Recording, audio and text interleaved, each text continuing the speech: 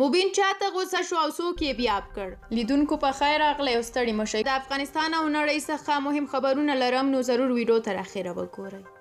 چاودنه د کابل په قوای مرکز کې چاودنه وشوه. سیمه کې عیني شاهدان وایي چې چاودنه د ماین له امله په یو موټر شوې او له امله یې 2 کسان ټپیان شوي دي. امنیتي مسؤلانو تر اوسه په دې اړه څه نه دي ویلي. اوس هم دا چې جنرال مبین په خپل ټویټر پاڼه باندې دغه عکس خپور کړی دی. ورسره لیکلي دي د نظام او ولس ترمنځ دغه ډول کسان فاصلې پیدا کوي. دغه لوچک راونیسئ چې دغه سروې دغه جناب چیرته کړې ده چې د مکتبونو 80% نجونو ټابلیټ کاف وړلی دي. زندان ته یې واچوئ چې بیا څوک دا جرأت ونه کړي چې زموږ په خویندو تورونه ولګوي. شکل دی ګوره لکه لوچک. قطر د قطر د بهرنیو چارو وزارت په کابل کې د وروستیو بریدونو په تړاو اعلامیه خپره کړې او هغه یې غندلې دي. قطر وایي دوی هغه پیښه او قصدي برید غندي چې په هغه کې ملکي وګړو ته مرګ ژوبلا وړي. خبریالان د بیان د ازادۍ کور د یوې اعلامیې په خپرولو سره په تیرو څو ورځو کې د خبریالانو د نیولو په اړه اندېښنه څرګنده کړې ده. یادې ادارې له اسلامي امارت غوښتي دي چې اطلاعاتو ته د لاسرسي قانون د ټولنیزو رسنیو د قانون او نړیوال تړونونو پر بنسټ په هیواد کې د بیان ازادۍ او اطلاعاتو رسولو ته زمینه برابره کړي. محسن داور د پاکستان د پارلمان غړی او د ملي جمهوریت غورځنګ مشر محسن داور ویلي دي چې د پاکستاني پوځ په جنگي جنایتونو سترګې نشي پټېدی. دی وایي موږ په خوست کې د کډوالو پر کورنۍ او ماشومانو د پاکستاني جیټ الوتکې برید غندنه کوو او په هره ممکنه لاره د خپل ولس د پاره غږ پورته کوو. هغه زیاته کړې ده د ملي جمهوریت غورځنګ ټول مشرتابه او غړي په دغسې ظلمونو خلاف ودرېږي او د خپل ولس ترڅنګ به وي. د داور په وینا د افغانستان په سقوط کې چې پاکستان کوم کردار و هغه له دنیا څخه پټ نه دی او دا هماغه خلک دي چې هلته ځي او برید کوي. د ویلي دي هر وخت او په هر صورت کې باید د ظلم خلاف وي او غندنه به هم کوي. کندهار د کندهار ولایت په 3 امنیتي حوزه کې وسلوالو غلو پر سوداګرو ډزې کړې دي او 2 تنه یې ټپیان کړي دي. غله پر موټر سایکل وو او 100 لکه کالدار یې وړي دي. مسؤلین وايي ټپیان یې روغتون ته وړي او د پیښې پلټنه یې پیل کړې ده.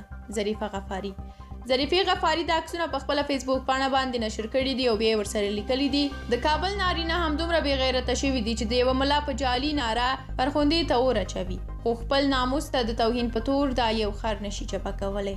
ځینې ناولونه یوازې جمهوریت بدنام کړ بلکې نن په سپینو سترګو د طالب تر لویه اسلامي ګیرې لاندې د ځمکې پر مخ تر ټولو معصومو نجونو په سپین پوړوني د تهمت تور داغ لګوي. په دې خو ډاډه یم چې دا جناب یو رذیل تجار دی چې په هر نظام کې خپل رنګ ګډوي. خو سوال دا دی چې دا اسلامي امارت او شرعي نظام دعواداران ولې دا خر د افغانانو عزت ته د بې سنده توهین په تور په اریانا چوک نه سړوي؟ د خدای دپاره اسلام خو چاړه نه ده چې ننني واکداران ځان ته پرې مړۍ پوسټ کوي او زموږ خېټه پیسیروي. د نړۍ کثیفترینه مسلمانان تل د ښځو د علمي پرمختګ مخه نیسي خو برعکس ځان ته هره فحشایي روا کوي. او له ګاونډیانو څنګه زده کړه پکار ده. پاکستان کې حکومت د رایو په زور تغییر شو نه ټوپک مګر نه ادارې فلج شوې نه ځوانان له وطن څخه فرار کولو ته اړ شول. سره له دې چې د نوي حکومت په ائتلافي رهبرۍ کې مذهبي مشران هم ګډون لري خو بیا یې هم په کابینه کې میرمنو ته د پام وړ ونډه ورکړې ده.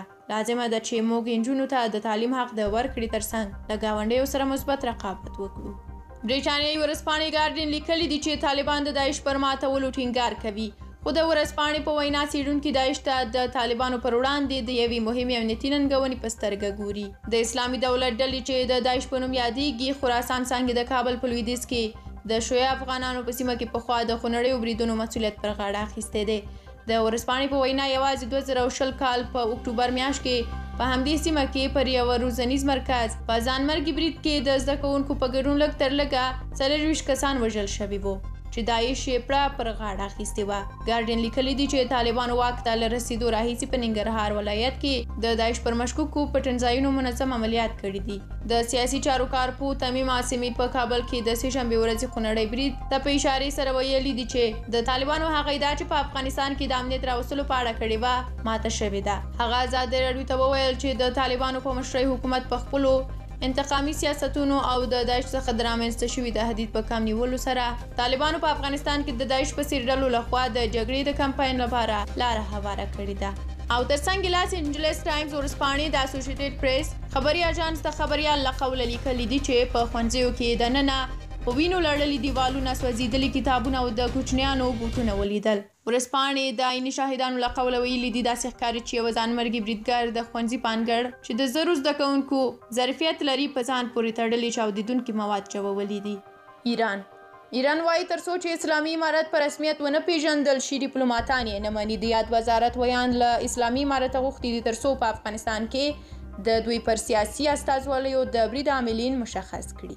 ملګري ملتونه د ملګرو ملتونو عمومي منشي مرستیال مارتین ګریفټس وایي چې پر اوکراین د مسکو له برید وروسته داسې اندېښنې وي چې مرستندویه هیوادونه به افغانستان له پامه وغورځوي. هغه زیاته کړې ده چې دوی لا هم په افغانستان کې د ستونزو هوارۍ ته ژمن دي او د اوکراین له کبله به افغانستان له یاده ونه باسي. سیف د چلډرن د ماشومانو د خوندیتوب نړیوالې ادارې یا سیف د چلډرن ویلي دي چې نږدې 15 میلیونه افغان ماشومان له لوږې کړېږي. د ادارې په یوه تازه ریپورټ کې ویلي دي چې دوامدارو وچکالیو او د کمو روغتونو اټکل افغانستان کې شاوخوا 12 میلیونه هغه ماشومان هم د خوړو له کمښت سره مخ کړي دي چې کورنۍ یې تر ډیره پر کرنې او مالدارۍ تکیه دي. راپور زیاتوي چې د افغانستان شاوخوا 15 میلیونه وګړي پر کرنې تکیه دي، خو په وروستیو کې د وچکالۍ له کبله اړ شوي دي چې خپل څاروي وپلوري او ماشومان یې د ښوونځیو پر ځای کارونو ته واستوي. د ماشومانو د خوندیتوب ادارې دغه راز ویلي دي چې په افغانستان کې اوسنۍ وچکالۍ سیاسي او اقتصادي ناندرۍ او د نړیوالو مرستو بندیدل د دې لامل شوي دي چې د ماشومانو لپاره خدمتونه لکه زده کړې، روغتیا او خوراکي خوندیتوب هم اغیزمن شي.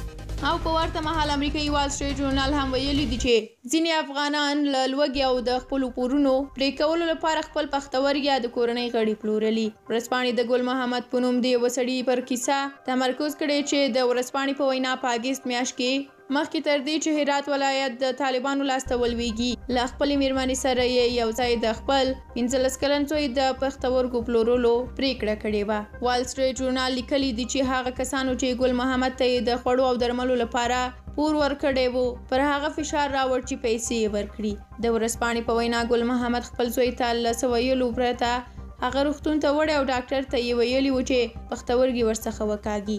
ګل محمد او میرمن یې د خلیل احمد پښتورګي په 4,000 او $500 وپلورل. ورځپاڼې لیکلي دي چې د ګل محمد د کورنۍ په څیر نور افغان اتباع هم له یوه بېساري بشري ناورین سره مخامخ دي. ورځپاڼې د ملګرو ملتونو د وروستي راپور یادونه هم کړې ده چې وایي 29 میلیونه افغانان تر نیمایي زیات یې له لوږې سره مخامخ دي. او د پای خبر همدا چې په لومړي ځل کابل کې محکمې پر 2 مجرمینو د محکمې په خبره شرعي حد پلی کړ. باختر اجانس ویلي په پریکړه کې 2 تنه د موټر د غصب په جرم په 6 میاشتني تنفیذي بند او 15 درو، 2 تنه د شرابو د څښاک په جرم په 15 درو او 3 تنه د شرابو څښاک او پلور په جرم په 6 میاشتو تنفیذي بند او هر یو په 15 درو سزاګانو محکوم شوي دي. ډیره مننه چې ویډیو مو تر اخره ولیدله. هغو لیدونکو چې چینل سبسکرایب کړی دی له تاسو ټولو ډیره مننه. زموږ راتلونکي ویډیوګانې مه هیروئ، تر اخره یې وګورئ، لایک یې کړئ او هغو چې تر اوسه چینل نه دی سبسکرایب کړی اوس یې حتما سبسکرایب کړئ. تر بلې ویډیو ته خدای پامان.